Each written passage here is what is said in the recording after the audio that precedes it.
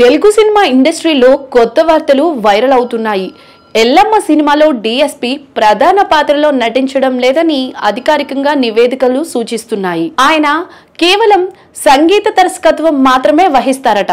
ప్రముఖ సంగీత దర్శకుడు దేవిశ్రీ ప్రసాద్ హీరోగా నటించే అవకాశం లేకుండా పోయింది.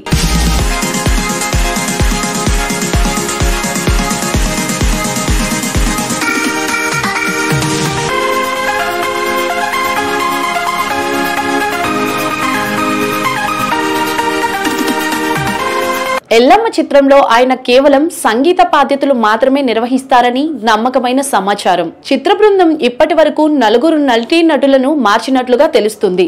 మొదటి ఎంపికలు సరిగ్గా సెట్ కాకపోవడంతో ఈ మార్పులు జరిగాయి. డీఎస్పీ గతంలో కొన్ని చిత్రాల్లో క్యామియోలో చేశారు, కానీ పూర్తిగా హీరోగా ఇదే మొదటి అవకాశం కావాల్సి ఉండగా అది జరగలేదు. చిత్ర నిర్మాణం దశలోనే ఈ నిర్ణయం తీసుకున్నట్లు సమాచారం.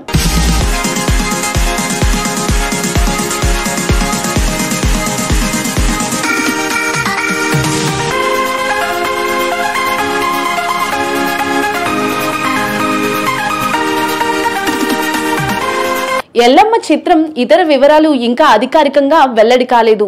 డీఎస్పీ సంగీతం మాత్రమే చిత్రానికి హైలైట్ అవుతుందని అభిమానులు భావిస్తున్నారు. నటులు మార్పులు ఈ చిత్రం షూటింగ్ ని కొంత ఆలస్యం చేస్తాయని అంచనా వేస్తున్నారు.